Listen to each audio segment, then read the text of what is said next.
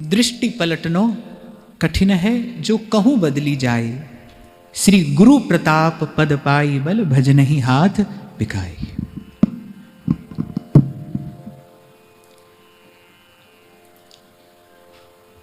जब तक मन बुद्धि स्थूल धरातल पर हैं, जब तक इस हार्ड चाम के शरीर को ही हम अपना निज स्वरूप समझते हैं, मानते हैं,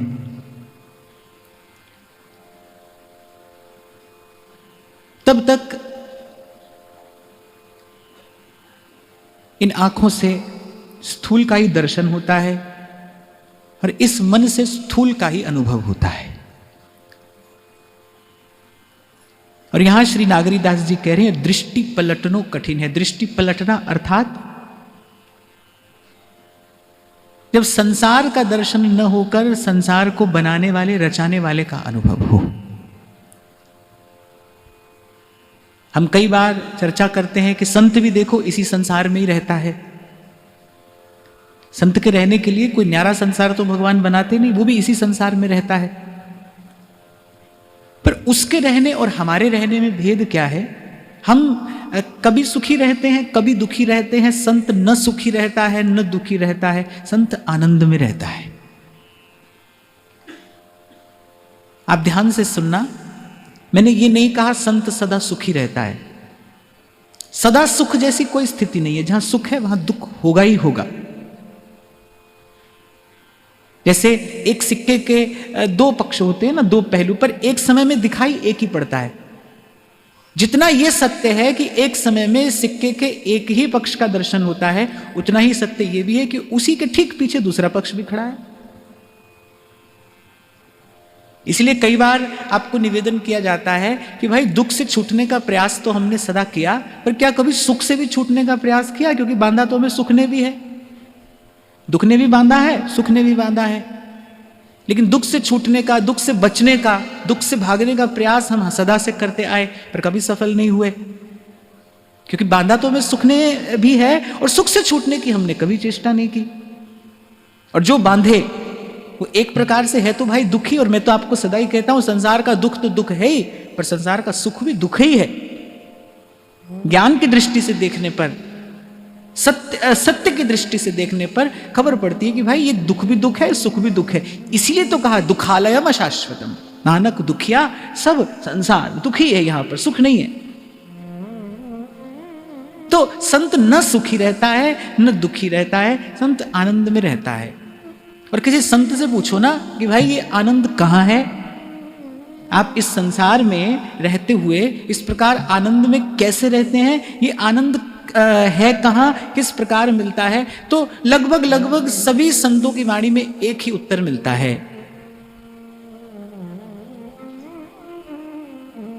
कि गुरु की कृपा से अपने ज्ञान चक्षु खोलकर प्रभु के अतिरिक्त किसी को न देखना, प्रभु के अतिरिक्त किसी को न जानना, इसी स्थिति में आनंद है। कहीं प्रभु से दृष्टि हटकर कहीं और जाएगी तो फिर भ्रम है।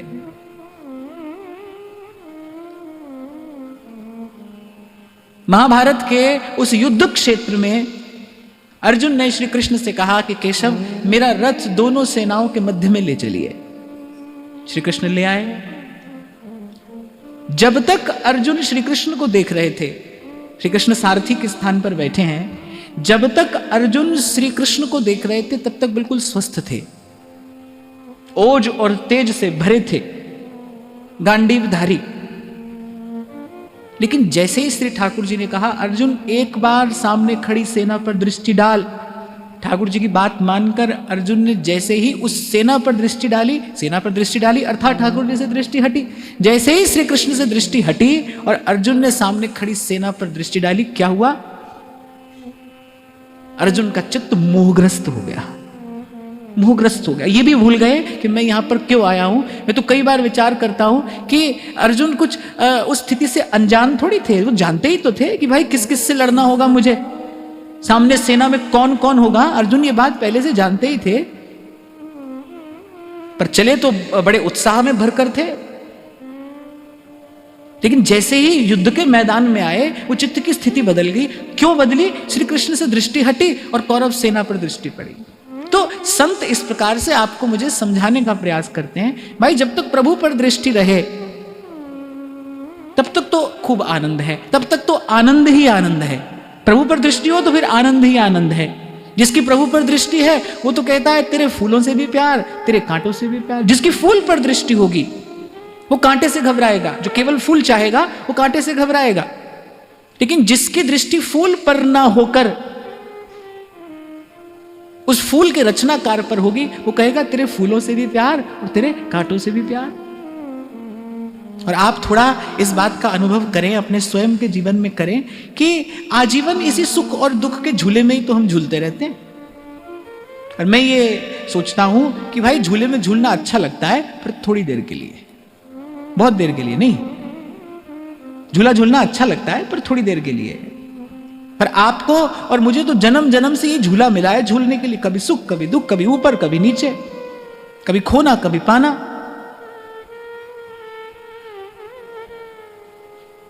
तो अब प्रश्न ये उठता है कि भाई सतत भगवत दर्शन हो कैसे, सतत प्रभु की अनुभूति हो कैसे, जिसे आनंद कहा जाता है, वो आनंद कहां मिले, कैसे मिले। तो इस विषय में भी संत एक ही समाधान देते हैं कि भाई जिसने इस स्थिति को प्राप्त कर लिया है, या सरल शब्दों में मैं आपको कहूं जो जाग गया है, वो अपनी आवाज से आपको भी जगा देगा। इसलिए श्री नागरीदास जी ने कहा ऐसे तो ये भाई बहुत कठिन है, दृष्टि पलटनो कठिन है कि स्थूल का दर्शन ना होकर सतत उसी सूक्ष्म का, उसी नित्य का, उसी सत्य का, उसी तत्व का दर्शन हो, उसी की अनुभूति हो। कहने भाई ये बड़ा कठिन है, सब जगह भगवान है, सब जगह भगवान है कहते रहते हैं आप और मैं, लड़ते झगड़ते भी रहते हैं। आप और मैं सब जानते हैं ना कि भाई हरि व्यापक सर्वत्र समाना, फिर राग द्वेष क्यों है, फिर ईर्ष्या क्यों है, फिर मद मात्सर्य क्यों है, फिर अपना पराया क्यों है। तो आप और मैं कहते तो हैं पर आपको मुझे इसका कोई बोध नहीं है। और ये बोध होना है भी बड़ा कठिन। संत कह रहे हैं दृष्टि पलटनो कठिन है, जो कहूं बदली जाए। कोई बिरला होता है कृपा पात्र, कोई बिरला होता है समर्थ गुरु का कृपा पात्र। गुरु अपनी कृपा से जब भी दृष्टि प्रदान करता है, अगली ही पंक्ति में स्पष्ट कर रहे हैं भाई ये बहुत कठिन है। कोई बिरला सौभाग्यशाली जन ही होता है जो इस स्थिति को प्राप्त करता है। और अगर कोई प्राप्त करता भी है तो अपने बल पर प्राप्त नहीं करता है, अपने साधन से प्राप्त नहीं करता है, अपनी सामर्थ्य से प्राप्त नहीं करता है। श्री गुरु प्रताप पद पाई बल भजन ही हाथ बिकाई। गुरु प्रताप पद पाए बल, गुरु के प्रताप से। मैं तो सदा ही आपको निवेदन करता आया हूं कि भाई इस मार्ग पर अगर कुछ प्राप्त होता है तो वो केवल संत और गुरु की कृपा से ही प्राप्त होता है, आशीर्वाद से मिलता है। नारद जी भक्ति सूत्र में कहते हैं मुख्यतस्तु महत् कृपयैव भगवत कृपा लेशाद्वा। थोड़ी भगवान की कृपा पर मुख्यतस्तु महत् कृपयैव। ध्रुवदास जी सिद्धांत विचार में कहते हैं मूल तो कृपा रसिक भक्तन की। बार बार अनेक बार, और मैं कहूंगा प्रत्येक बार सब संत आपसे मुझसे यही बात कह रहे हैं। और एक और बात आपको कहूं, आपके मेरे आचार्य का तो सिद्धांत ही यही है। कल हम आज्ञा की बात कर रहे थे, इसी भाव पर हमने कल वाणी को विराम दिया था कि आज्ञा समन सुसाहेब सेवा। सेवा किसे कहते हैं? कह रहे आज्ञा पालन के समान दूसरी कोई सेवा नहीं है। अब ऐसा भी देखने में आता है, खिला रहे हैं, पिला रहे हैं, सब कर रहे हैं, लेकिन गुरु की आज्ञा नहीं मान रहे हैं। आज्ञा समन सुसाहेब सेवा। आज्ञा का पालन ही श्रेष्ठ सेवा है, यही सबसे बड़ी सेवा है। क्या कह रहा था मैं इससे पहले?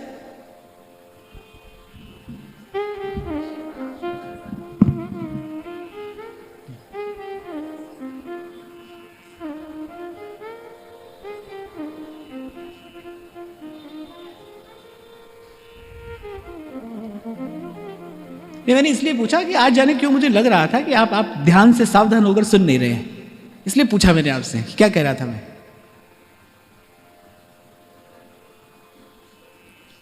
ये खटखट मैंने इसलिए किया, सावधान होकर बैठिए, क्योंकि जो बात हम यहां पर कह रहे हैं, सुन रहे हैं, कोई कथा कहानी नहीं है, तो भजन का सिद्धांत है। और आपकी सावधानी मुझे भी सावधान रखेगी। मैं आपसे कई बार कहता हूं ना, श्रोता की बड़ी गंभीर भूमिका होती है। आपकी सावधानी ही मुझे भी सावधान रखेगी।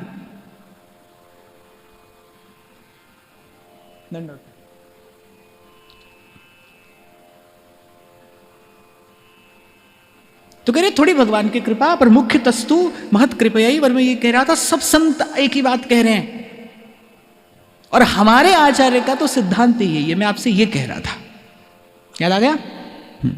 हमारे आचार्य का तो सिद्धांत यही है। और सेवक जी महाराज एक बड़ी महत्वपूर्ण बात कहते हैं श्री हरिवंश जो कही, श्याम श्यामा पद कमल संगी सिर नायो।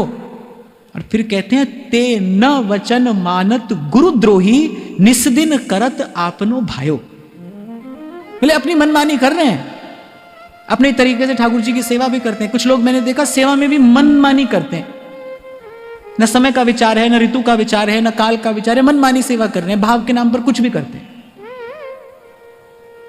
ऐसा तो कई बार चर्चा में मैंने आपको निवेदन किया कि मनमाना आचरण करने से उधम होता है, उत्पात होता है, मन टिकाने नहीं पहुंचता। तो हमारे आचार्य की तो आज्ञा ही यही है, और आज्ञा के पालन करने जैसी दूसरी कोई सेवा नहीं है। हमारे आचार्य ने एक ही आज्ञा दी है, श्याम श्यामा पद कमल संगी सिर नायो। जो श्यामा श्याम का भजन करते हैं, हमें उनका भजन करना है। राधा वल्लभ भजत भजी, भली भली सब होए। तो कुछ भी करो, आप अष्टयाम सेवा भी कर रहे हो, जब भी कर रहे हो, सब कर रहे हो, लेकिन भाई हमारे आचार्य की मूल आज्ञा ये है, आचार्य की वास्तविक आज्ञा ये है। और श्री सेवक जी महाराज कह रहे हैं, ते न वचन मानत गुरुद्रोही। जो आचार्य की इस आज्ञा का पालन नहीं करता है, बोले गुरुद्रोही है। ते न वचन मानत गुरुद्रोही, निस्दिन करत आपनो भायो। मैं एक बार शायद श्री नाथ द्वारा में ये कथा कह रहा था, तो मुझसे किसी ने लिखकर भेजा कि आप तो राधा वल्लभीय हैं, आप कभी कभी रामचरितमानस की भी बात करते हैं, हमें तो विशुद्ध रस की बात बताइए, विशुद्ध रस की बात बताइए।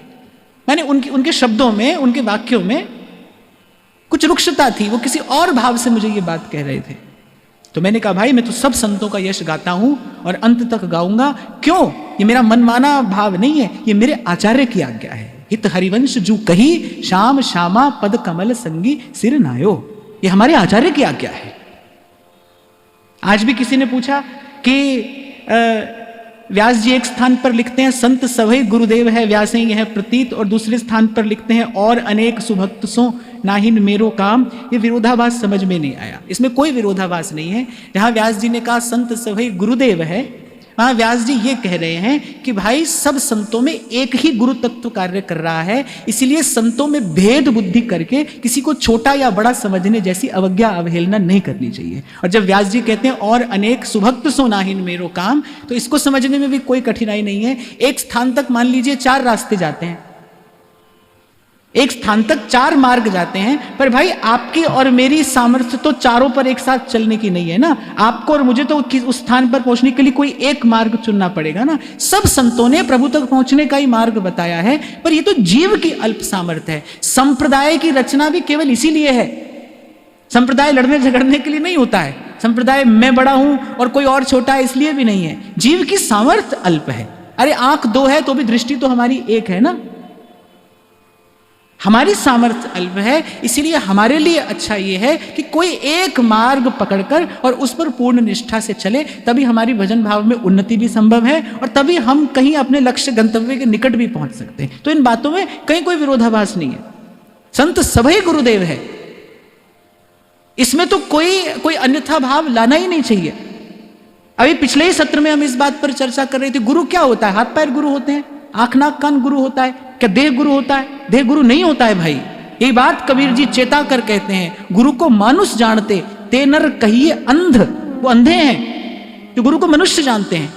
और ये हमारे गुरु और तुम्हारे गुरु, ये वही लोग करते हैं जिनकी गुरु में मनुष्य बुद्धि है। शास्त्र कहता है गुरु को मनुष्य समझना, तुलसी को वृक्ष समझना, भगवान के चरणामृत को जल समझना, भगवान के प्रसाद में अन्न बुद्धि करना। ये तो ऐसे पातक हैं जो भगवान का नाम जपने से भी नहीं छूटते। ये महापातक है, भगवत अपराध है। और यही अर्थ है गुरु में मनुष्य बुद्धि करने का। जब आप गुरु को शरीर समझते हैं, सब संतों में एक ही गुरु तत्व कार्य करता है। भगवान अपने मुख से कह रहे हैं आचार्यम माम विजानीयात, आचार्य को मेरा ही स्वरूप जानना चाहिए। जो भी भक्ति मार्ग का आचरण कर रहा है वो आचार्य ही तो है। आचरण करोति थी, जो भी भक्ति मार्ग का आचरण कर रहा है वो आचार्य है। जैसे गोपी प्रेम मार्ग की आचार्य है, गोपी आचार्य है, तो संत सभी गुरुदेव है भाई।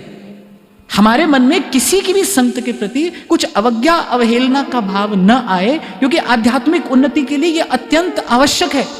आप ध्यान रखना, आप मान लीजिए अपने मार्ग पर तो बड़ी निष्ठा से चल रहे हैं, आप अपने मार्ग पर तो बड़ी निष्ठा से चल रहे हैं, लेकिन साथ ही साथ आप किसी अन्य के प्रति यदि अवज्ञा का भाव रखते हैं तो आपकी भजन में उन्नति नहीं होगी। अवन्नति तो हो जाएगी, पीछे तो चले जाएंगे आप, लेकिन आपकी उन्नति नहीं होगी। इसलिए सावधान, इसलिए सावधान होकर इस मार्ग पर आगे बढ़ना है, सबको प्रणाम करते हुए, सबका आदर करते हुए। अरे गोस्वामी जी ने तो रामचरितमानस का आरंभ करते हुए खल और दुष्ट की भी वंदना की है। फिर संत तो भाई संत है। और फिर व्यास जी के लिए तो कहा जाता है भक्त इष्ट अति व्यास के। तो व्यास जी कहते हैं ना, और अनेक सुभक्त सोनाहीन मेरो काम। ये तो व्यास जी की अनन्य भावना है। आदर सबका है, सम्मान सबका है, पर प्रेम सबसे नहीं हो सकता। आदर सम्मान तो सबका हो सकता है और सबका होना चाहिए। तो मैं तो आपको यह निवेदन कर रहा था कि भाई हमारे महाप्रभु जी की आज्ञा है, और आज्ञा का पालन ही सेवा है, और इसी से जीव कृपा का पात्र बनता है। तो यहां नागरीदास जी ने कहा वैसे तो ये कठिन है, ये स्थिति प्राप्त होनी बहुत कठिन है, पर गुरु की कृपा से कुछ असंभव नहीं। गोस्वामी जी एक बड़ी प्यारी बात कहते हैं रामचरितमानस के आरंभ में, जे गुरु चरण रेणु सिर धरहि, तेजन सकल विभव बस करहि। जे गुरु चरण रेणु सिर धरहि, तेजन सकल विभव बस करहि। जो अपने गुरु के विचार, गुरु के सिद्धांत, गुरु के चरणों में अनन्यनिष्ठ हो जाता है, बोले वो सकल विभव को अपने बस में करने की सामर्थ्य रखता है। और मैं तो कल भी आपको कह रहा था, आज फिर कह देता हूं भाई, इस मार्ग पर चमत्कार करने वाला कोई है तो बस वो गुरु ही है, जो बिगड़े मन को, भटके मन को, मैले मन को ठीक ठाक करके, ठोक पीट के, सुघड़ बना के, अंदर हाथ सहारा दे और बाहर मारे चोट, और श्री जी के चरणों में निवेदन करने योग्य बना देता है। गुरु बिन घोर अंधार, तभी संत कहते हैं एते चानन होया गुरु बिन घोर अंधार। जब वाहे गुरु कहा जाता है ना, तो असल में वो शब्द वाहे गुरु नहीं है, वो शब्द है वाह गुरु। शब्द है ना वाह गुरु। जब श्री गुरु नानक देव जी महाराज को अनुभूति हुई ना, और वो लबालब भर गए उस आनंद से, उनका रोम रोम उस आनंद में भरा था, और वो स्थिति बड़ी विचित्र विलक्षण होती है। मुझे ऐसा लगता है होती होगी, बड़ा विलक्षण आनंद, कहा भी नहीं जा रहा और मौन भी नहीं रहा जा रहा, रोम रोम आनंद में भरा है, रोम रोम मानो नृत्य कर रहा है। और जब उस आनंद की अनुभूति हुई, जब उस आनंद का दर्शन हुआ, तो नानक साहब के मुख से सहसा निकलता है वाह गुरु। अर्थात ये जो सब है ये किसकी महिमा है? गुरु की महिमा है। तब गाया जे सौ चंदा उगवे, सूरज चढ़े हजार, एते चानन होया गुरु बिन घोर अंधार, गुरु बिन घोर अंधार। आंख से, केवल आंख से वस्तु नहीं दिखती भाई, दृष्टि भी हो। तो जीव जो है ना, ये आंख है और गुरु दृष्टि है। कभी कभी आंख तो होती है पर दृष्टि नहीं होती। वो ध्यान से समझना, आंख होती है पर दृष्टि नहीं होती, देखना नहीं आता, क्या देखना है, कैसे देखना है, ये देखना नहीं आता। तो जीव जो है ना, वो तो आंख है और गुरु दृष्टि है, गुरु से देखा जाता है। इसीलिए कहा एते चानन होया गुरु बिन घोर अंधार, गुरु बिन घोर अंधार। इसलिए मेरे सूरदास जी कहते हैं, भरोसो दृढ़ चरण श्रीवल्लभ नख चंद्र छटा बिन, श्रीवल्लभ नख चंद्र छटा बिन, सब जग माही अंधेरो भरोसो, दृढ़ दिन चरणन केरो। और फिर सूरदास जी एक प्रकार से सिद्धांत का सूत्रपात करते हैं। साधन और नहीं कली में, साधन और नहीं कली में, जासो होत निबेरो भरोसो, दृढ़ इन चरणन के। नहीं, इसके बिना निस्तार नहीं है भाई, इसके बिना इस भव से, इस रोग से छुटकारा नहीं है। कल यहीं से हमने चर्चा में प्रवेश किया ना कि जैसे तन रोगी हो फिर कैसी प्रसन्नता, तन रोगी हो तो भी प्रसन्नता की अनुभूति नहीं हो सकती, और जिसे प्रसन्नता की अनुभूति होती है वो मन यदि रोगी है फिर कहां प्रसन्न हो सकता है मन, फिर कहां उस प्रसन्नता का अनुभव हो। तो जो संत है, जो गुरु है, वो मन के रोग का वैद्य है, वो उसके पास में औषधि है, वो धीरे धीरे स्वस्थ कर देगा। अब भाई चिकित्सक के पास जाने वाला प्रत्येक रोगी कोई एक ही बार में थोड़ी स्वस्थ हो जाता है, कभी कभी एक बार में भी हो जाता है, कभी कभी अनेक बार भी जाना पड़ता है। और एक और बात आपको कहूं, कभी कभी तो ऐसा रोग भी हो जाता है कि डॉक्टर कहता है भाई ये गोली तो आपको जीवन भर खानी पड़ेगी, होता है ना ऐसा। कभी कभी कोई ऐसा रोग हो जाता है, डॉक्टर कहता है भाई ये एक गोली तो अब आपको जीवन भर खानी है, इसे तो खाते रहिए, यदि स्वस्थ रहना है तो फिर खाते रहिए। ऐसे ही कल यही मैं आपको विराम के क्षणों में कह रहा था, भाई यहां पर बैठोगे, यहां गोता लगाओगे, मन निर्मल हो जाएगा, फिर व्यवहार में जाओगे, फिर मन मैला हो जाएगा। तो ये तो भाई गोता लगाते रहिए, इसमें बरस महीने का विचार नहीं करना है। हरि का नाम जपो मेरे भैया। तो यहां श्री नागरीदास जी भी यही बात कह रहे हैं, भाई ये स्थिति का अनुभव अत्यंत दुर्लभ है, कठिन है, गुरु की कृपा से सुलभ हो जाता है। कितना भी कहा जाए गुरु के लिए कम है भाई, कितना कहा जाए। और फिर मैं कहता हूं क्या कहा जाए, गुरु के प्रति कृतज्ञ होने के लिए हमारे पास में है क्या, क्या निवेदन किया जा सकता है। गुरु का उपकार किस प्रकार चुकाया जा सकता है, किसी भी प्रकार नहीं। इसीलिए संतों ने बहुत विचार करके कहा, भाई गुरु का ऋणी बने रहने में गौरव है। जब आप किसी के ऋणी होना स्वीकार कर लेते हैं ना तो माथा झुक जाता है ना, आप कृतज्ञ हो जाते हैं। जब आप किसी का उपकार ना चुका सकें फिर आप क्या कहते हैं कि भाई बस आपको धन्यवाद कर सकते हैं, आपको प्रणाम कर सकते हैं, आपको धन्यवाद कर सकते हैं। ध्यान रखना भाई, सर्वस्व देकर भी, सर्वस्व न्यौछावर करके भी गुरु का उपकार नहीं चुकाया जा सकता। भगवान का उपकार तो आप चुका सकते हैं, भगवान ने ये नरदेह दिए, भजन करिए, नरदेही पाई चित्त चरण कमल दीजे। प्रभु का उपकार चुकाया जा सकता है और गुरु का उपकार नहीं चुकाया जा सकता।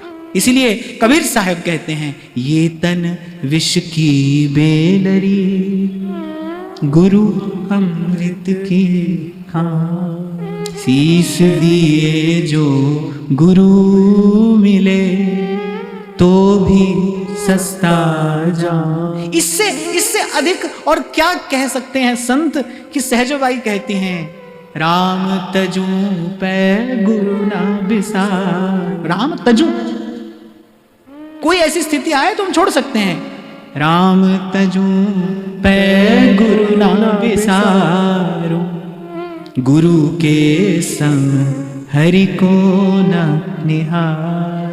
किसी ने पूछा, भाई बहुत बड़ी बात आपने कह दी, क्यों?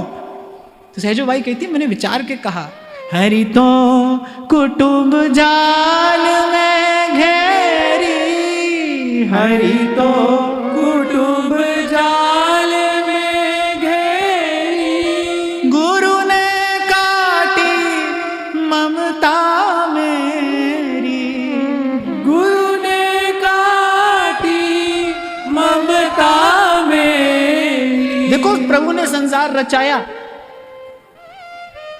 संत की दृष्टि है, वो कहती है प्रभु ने संसार रचाया और गुरु ने संसार से बचाया।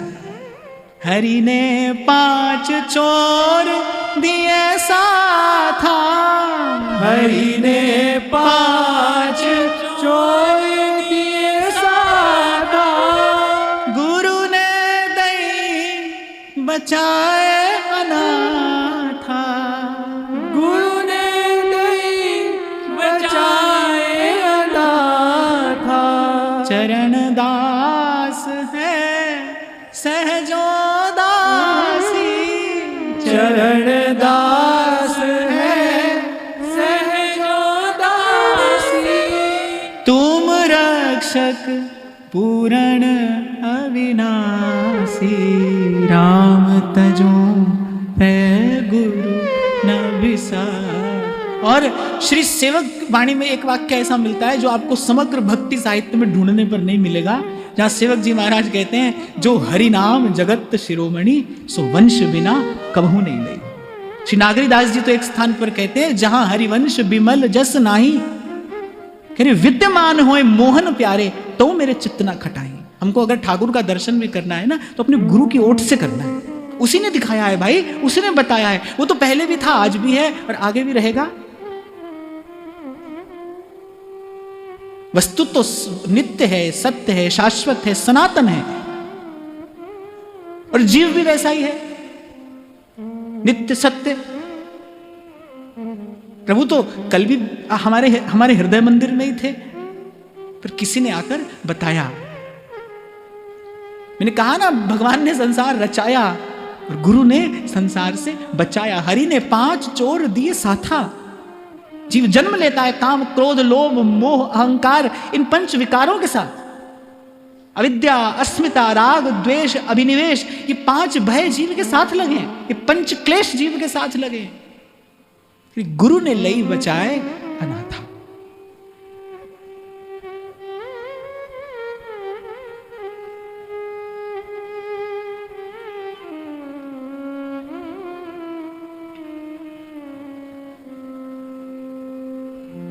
इसलिए भाई, गुरु के सन्मुख तो बस अंजलि पर मस्तक किए और विनय भक्ति के साथ।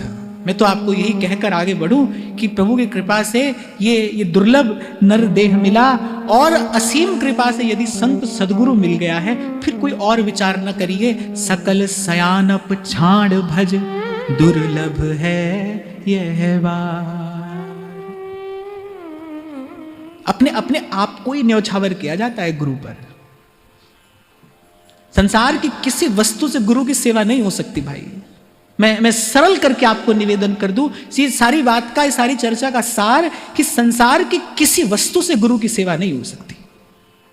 और यदि आप ऐसा समझते हैं कि आप संसार की किसी वस्तु से गुरु की सेवा करेंगे, तो आपने न तो गुरु को समझा, आप न तो गुरु के स्वरूप को समझ पाए, स्वरूप को नहीं समझा, इसीलिए सेवा का भाव भी समझ में नहीं आया। मैं कई बार आपसे कहता हूं ना, यदि आपको सेवा करनी है तो पहले अपने इष्ट के स्वरूप और स्वभाव को समझना होगा, तभी तो आप सेवा करेंगे। अब हमारे लाडली लाल नित्य किशोर हैं,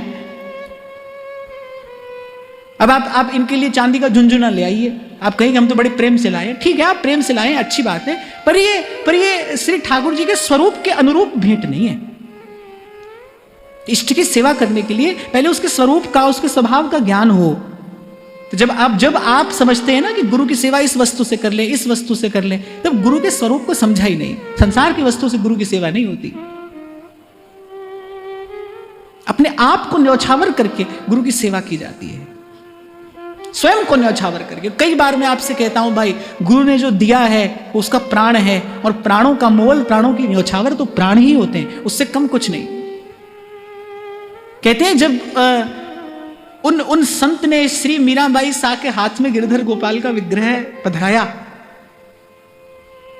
उन संत की भी हृदय की क्या दशा रही होगी, कितने भाव से लाड़ लड़ाते आए उनको, और आज एकाएक गिरधर गोपाल ने आज्ञा दे दी कि आपकी सेवा पूर्ण हुई, अब आप मुझे मीरा के हाथ में दे दीजिए। और कहते हैं वो नन्ही सी मीरा नेत्रों में जल भरकर उन संत की ओर देखते हुए, कांपते हुए होठों से संत से कहती हैं कि इनके बदले मैं आपको क्या भेंट करूं, इनके बदले मैं आपको क्या न्यौछावर करूं। और कांपते हुए संत के हाथ और नेत्रों से अजस्र बहती वो अश्रु धारा, बोला नहीं जा रहा है, गदगद कंठ है। और संत कहते हैं बेटी, प्राणों का मूल तो प्राणों से ही चुकाया जाता है। ये जो मैं तुम्हें दे रहा हूं, ये मेरे प्राण हैं, बस अपने प्राणों के समान इन्हें रखना। वो मेड़ता की राजकुमारी हैं, कुछ भी दे सकती थी वो बदले में। मैं बहुत बार इस प्रसंग का चिंतन करता हूं कि जिन जिन संत ने भगवान दिए, पूछा मीरा ने, मैं आपको क्या भेंट करूं? और वो मेड़ता की राजकुमारी, वो अनेक अनेक ग्राम, भूमि, स्वर्ण, संपत्ति, क्या था जो मीरा नहीं दे सकती थी? और वो संत लेना चाहते तो ले लेते, पर संत ने कहा बेटी, प्राणों का मूल तो प्राण होते, ये मेरे प्राण हैं, मैं अपने प्राण तुम्हें दे रहा हूं, बस इन्हें प्राणों के समान रखना। तो जो गुरु ने नाम दिया है ना, उसका प्राण है, प्राणाधिक है, उसके प्राणों से भी अधिक है। इसलिए मेरे कबीर साहब सिखाते हैं, हरदम हीरा लाल है, गिन गिन गुरु को सौ। इसीलिए पूर्व में भी मैंने आपको कहा, आज फिर कह रहा हूं भाई, गुरु की सेवा यही है, यही है, यही है। सांस सांस सिमरै गोविंद, मन अंतर की उतरे चिंत। इसलिए गुरु साहिब कहते हैं कि जीवन का सबसे सुंदर क्षण क्या है? जब भगवान मिले ना। कुर्बान जाऊं सो वेला सुहावी जित, तुम्हारे द्वारे आया। नानक को प्रभु भय कृपाला, सतगुरु पूरा पाया। सतगुरु पूरा आया। चरण कमल तेरे धोए धोए पीवा मेरे, सतगुरु दीन दयाला। गुरु के चरण ऊपर मेरे माथे। सुमिरत दिव्य दृष्टि ही होती, गोस्वामी जी कह रहे हैं कि गुरु के चारों चरणों की नख चंद्रिका का ध्यान करने से ही मन का मालिन्य, मन का अंधकार दूर होता है भाई। एक ही औषधि है ये, एक ही औषधि है।